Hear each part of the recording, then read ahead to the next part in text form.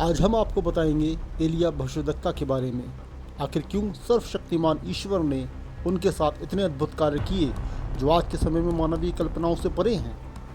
एलिया भविष्यद्वक्ता के ऊपर सर्वशक्तिमान ईश्वर की इतनी कृपा थी कि उस कृपा के कारण वे इतने महान और चर्चित हुए कि दुनिया के 4 प्रमुख धर्मों में उनके नामों का, उनके कार्यों का जिक्र है। और सबसे अद्भुत बात यह है कि इस धरा पर रहने के बावजूद उनकी मृत्यु नहीं हुई। दुनिया के सबसे प्रमुख धर्म इस्लाम में उनके कार्यों की चर्चा है।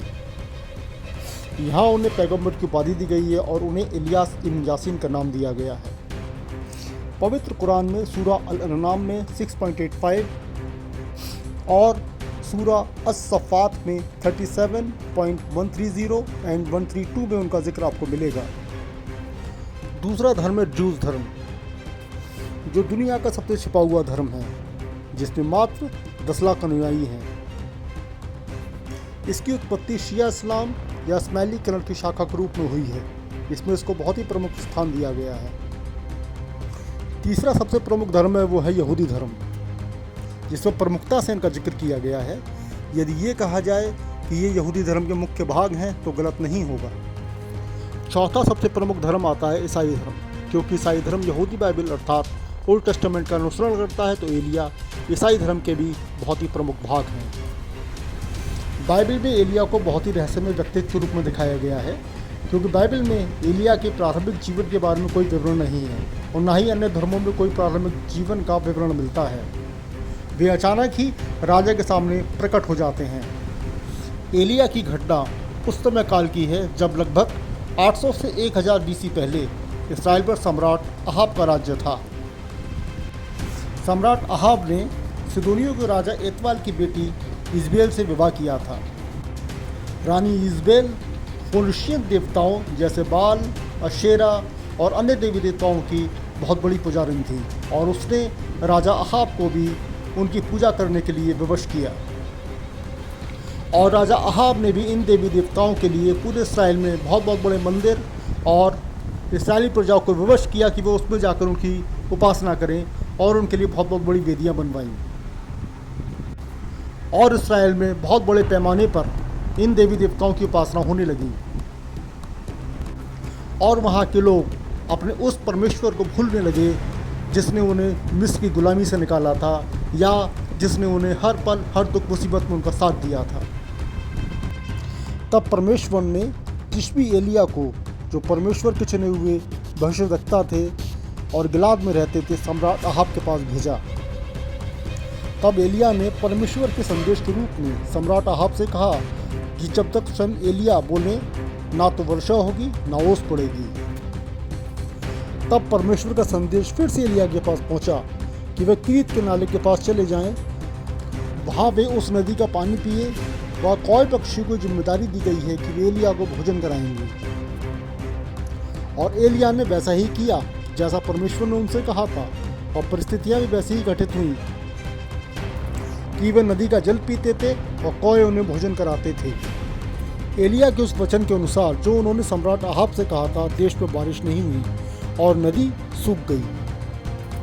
फिर परमेश्वर का संदेश एक बार फिर एलिया के पास पहुंचा कि वे सिदोन के सारपत नगर में जाएं, जहां एक विधवा स्त्री को एलिया के लिए भोजन कराने की आज्ञा दी गई है। एलिया जब सारपत को गए तो वहाँ उन्होंने देखा कि एक विधवा स्त्री लकड़ियाँ बीन रही है। उन्होंने उससे पानी मांगा। वह बोला कि एक रोटी का टुकड़ा भी लेते आना। तब उस विधवा ने कहा कि उसके पास बस एक दिन का ही भोजन शेष है, जिसे वे और उसका पुत्र आज खाएंगे और कल मर जाएंगे, क्योंकि देश में सूखा पड़ा है। तब एलिया ने कहा, डरो मत, मेरे लिए रोटी लेकर आओ, फिर अपने बेटे को भी भोजन कराना, क्योंकि परमेश्वर की आज्ञा के अनुसार जब तक देश में वर्षा नहीं होगी तुम्हारे घर का भोजन समाप्त नहीं होगा। और ऐसा ही हुआ। ना तो उनके घर का तेल समाप्त हुआ, ना उनके घर का मैदा और आटा समाप्त हुआ। परंतु कुछ समय पश्चात विधवा स्त्री का बेटा रोगी होकर मृत्यु को प्राप्त हो गया। तब विधवा स्त्री ने एलिया से शिकायत करी। तब एलिया ने उसके पुत्र को मांग लिया और उसे अटारी पर ले गए और परमेश्वर से प्रार्थना करी। उस लड़के ने जीवन फिर लौट आया और वह जीवित हो गया।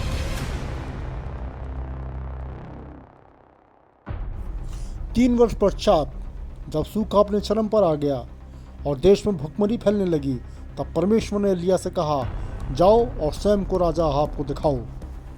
उस समय ओबदा, जो परमेश्वर का भय मानता था और राज दरबार में दीवान भी था, तो जब रानी इजबेल परमेश्वर के भक्तों का नाश करती थी तो वह 50-50 करके परमेश्वर के भक्तों को गुफाओं में छिपाता था और उनकी देखभाल भी करता था।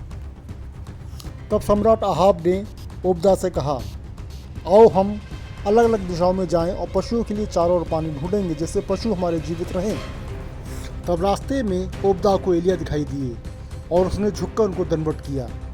तब एलिया ने ओबदा से कहा, अपने राजा से आके बोलो कि एलिया यहाँ है। तब ओबदा बहुत घबराया, क्योंकि राजा की सेनाएं एलिया को नाश करने के लिए खोजती थीं। अतः एलिया के समझाने पर ओबदा ने राजा को सूचित किया। तब सम्राट एलिया को देखकर बहुत क्रोधित हुआ। तब एलिया ने भी राजा को और उसके बाल देवता के उपासकों और अशेरा देवी के उपासकों को चुनौती दे डाली और कहा, उन 450 बाल उपासकों और 400 अशेरा के उपासकों को जो तुम्हारी रानी इजबेल की मेज पर खाते पीते हैं, वह सारे इस्राएल की प्रजा को कर्मेल पर्वत पर इकट्ठा करो। जब सब लोग कर्मेल पर्वत पर इकट्ठा हो गए, तब एलिया ने बाल और अशेरा के उपासकों को चुनौती दी और कहा कि तुम सब मिलकर बाल देवता की वेदी बनाओ और उस पर संपूर्ण पूजा की सामग्री रखो, और जिस भी देवता की वेदी पर आग लगे वही सच्चा ईश्वर ठहरेगा। तब सब लोगों ने और उपासकों ने ये वाली बात मान ली। बाल देवता के उपासकों ने सबसे पहले वेदी बनाई और सुबह से लेकर शाम तक आह्वान करते रहे, पर उन्हें कोई भी उत्तर नहीं मिला। तब एलिया ने उनका और उनके देवता का मजाक बनाया। तब एलिया ने वो वेदी जो बाल उपासकों ने गिरा दी थी उसकी मरम्मत करी और 12 पत्थर याकूब के 12 पुत्रों के अनुसार छांटे। वह वेदी के चारों ओर गहरा गड्ढा किया और सभी पूजा की सामग्रियां रखीं और वेदी के ऊपर बहुत ज़्यादा जल भरवाया, इतना जल कि वेदी के चारों ओर खुदा हुआ गड्ढा भी पूरा भर गया। तब एलिया ने परमेश्वर से प्रार्थना करी और परमेश्वर ने उनकी प्रार्थना को सुना और उसका उत्तर भी दिया। अचानक स्वर्ग से आग प्रकट हुई, जिससे पूरी पूजा की सामग्री व वेदी सब कुछ भस्म हो गया। परमेश्वर का यह चमत्कार देखते ही बाल और अशेरा देवी के उपासकों में दहशत छा गई और वहाँ खड़े हुए इस्राएली प्रजा को, जो कि बाल देवता की उपासक हो गई थी, सच्चे परमेश्वर का अनुभव हुआ और उन्होंने जाना कि उनका परमेश्वर ही सच्चा परमेश्वर है। तब एलिया के कहने पर वहाँ खड़ी हुई इस्राएली प्रजा ने सभी बाल उपासकों का वध कर दिया। तब एलिया ने सम्राट से कहा, उठकर भोजन करें, चिंता ना करें, क्योंकि वर्षा की भारी सनसनाहट मुझे सुनाई देती है।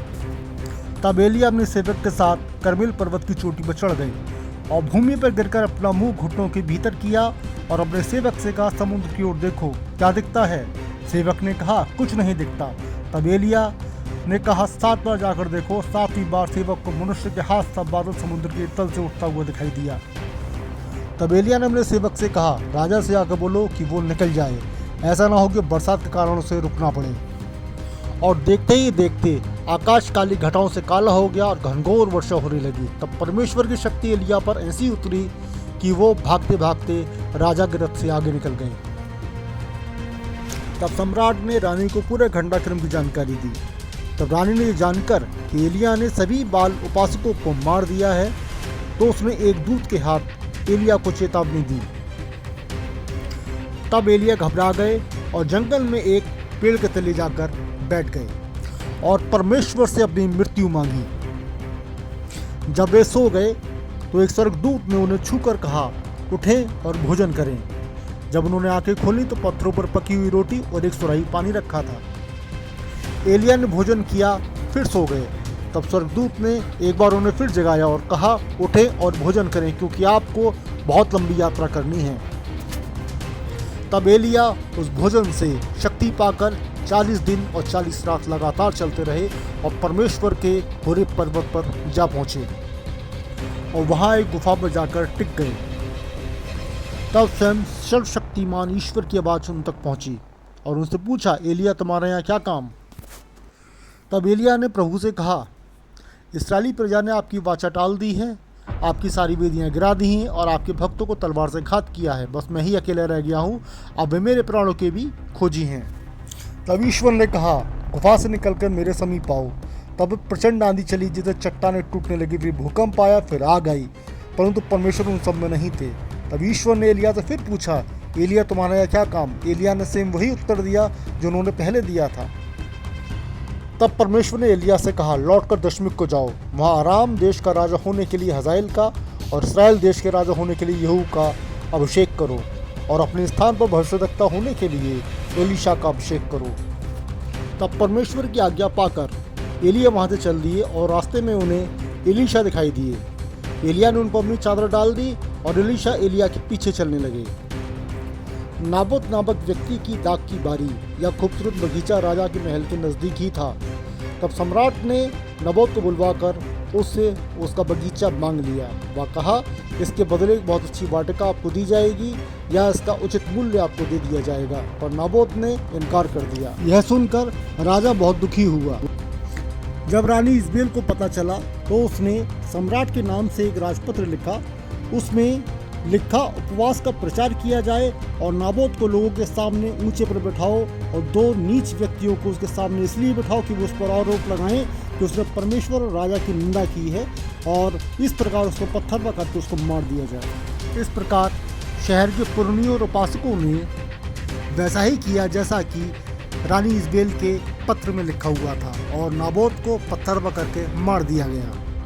और सम्राट ने नाबोत की दाख की बारी पर जाकर कब्जा कर लिया। तब परमेश्वर का संदेश एक बार फिर एलिया के पास पहुंचा कि राजा अहाब के पास जाओ, वह नाबोत की दाख की बारी में है, उसे अपने अधिकार में लेने के लिए गया है। उससे बोलना कि जिस स्थान पर कुत्तों ने नाबोत का लहू चाटा तो उसी स्थान पर कुत्ते तेरा लहू भी चाटेंगे। तब एलिया राजा अहाब के पास पहुंचे और परमेश्वर का वचन राजा को सुनाया। और एलिया ने कहा, परमेश्वर का वचन यह है कि रानी इज़बेल को किले के पास कुत्ते खा जाएंगे। और कहा, तुम्हारे वंश का जो कोई भी नगर में मरेगा उसे कुत्ते खाएंगे, और जो मैदान में मरेगा उसे आकाश के पक्षी खाएंगे।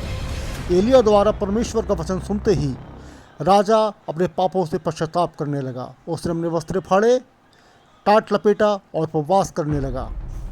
तब परमेश्वर ने राजा पर उसके जीते जी अपने श्राप का असर नहीं होने दिया। लगभग 3 वर्ष पश्चात यहूदा के राजा यहोशापात और इस्राएल के राजा अहाब ने मिलकर आराम देश पर आक्रमण करने की योजना बनाई। फिर यहूदा के राजा यहोशापात ने इस्राएल के राजा से कहा, परमेश्वर के भक्तों से परमेश्वर की इच्छा क्या पता करो कि हमें आक्रमण करना चाहिए या नहीं। तब राजा अहाब ने लगभग 400 पुरुषों को बुलवाया। सबने भविष्यवाणियाँ की कि परमेश्वर युद्ध जितवा देंगे। तब यहोशापात राजा ने कहा कि कोई और भी भक्त हो उसको भी बुलवा लिया जाए। तब मीकाया को बुलवाया और उसने राजा को मना किया कि युद्ध में पराजय का सामना करना पड़ेगा। ये सुनते ही भक्तों की भीड़ मीकाया से झगड़ा करने लगी और राजा अहाब ने मीकाया को बंदी गृह में डलवा दिया और दोनों राजाओं ने आरामी सेना पर आक्रमण कर दिया। अंतर बस ये था कि राजा अहाब एक साधारण सैनिक की पोशाक में थे और यहोशापात राजसी वस्त्रों में थे। इस युद्ध में राजा अहाब तीरों से घायल हो गया और युद्ध की शाम तक उसकी मृत्यु हो गई। उसके लहू से उसके रथ का पायदान भर गया। युद्ध के पश्चात राजा को मिट्टी दी गई और उसका रथ जलकुंड में धोया गया। एलिया के वचन के अनुसार अहाब के लहू को कुत्तों ने चाटा। अहाब की मृत्यु के पश्चात उसका बेटा अहज्या राजा बना। अहज्या का राज लगभग 2 वर्ष के अल्प समय का था। एक बार वो अपनी जालीदार खिड़की से जो उसकी अटारी में थी गिर गया और बीमार हो गया। तब उसने अपने दूत भेजे कि बाल जबूल देवता के उपासकों से पूछे कि मैं ठीक हो पाऊंगा या नहीं। तब परमेश्वर के संदेश के अनुसार एलिया भी उन दूतों के पास पहुंचे और एलिया ने उनसे कहा, क्या इस्राएल में कोई ईश्वर नहीं कि तुम बाल जबूल देवता से पूछने जाते हो? परमेश्वर यहोवा ये कहते हैं कि जिस पलंग पर वो पड़ा है उससे कभी नहीं उठेगा और मर जाएगा। तब सारे दूत लौट गए और राजा को सूचित किया। राजा ने एलिया को बुलवाने के लिए 50 सिपाही भेजे। तब एलिया पहाड़ की चोटी पर बैठे थे और सेना के प्रधान ने कहा, हे परमेश्वर के भक्त, राजा का आदेश है कि नीचे उतरें। तब एलिया ने कहा, यदि मैं परमेश्वर का भक्त हूँ तो आकाश से आग गिरे और तुम सबको भस्म कर डाले। और ऐसा ही हुआ। फिर दूसरी बार 50 की टुकड़ी पाई। उन्होंने भी कहा, परमेश्वर के भक्त। राजा ने कहा, फुर्ती से नीचे उतरे। तब एलिया ने कहा, यदि मैं परमेश्वर का भक्त हूं तो आकाश से आग गिरे और तुम सबको भस्म कर डाले। और फिर ऐसा ही हुआ। और जब तीसरी बार 50 की टुकड़ी गई तब उन्होंने एलिया से प्राणों की भीख मांगी। तब एलिया राजा के पास गए और एलिया ने वही शब्द दोहराए जो उन्होंने पहले कहे थे और राजा मर गया। जब एलिया स्वर्गारोहण होने को थे तो वे एलीशा के साथ जा रहे थे। एलिया का स्वर्गारोहण होना ये बात सभी परमेश्वर के भक्तों को पता थी। एलिया चलते चलते एलीशा से बात ही कर रहे थे कि अचानक एक अग्निमय रथ और अग्निमय घोड़ों ने उनको अलग अलग किया और एलिया बवंडर में सशरीर स्वर्ग में उठा लिए गए।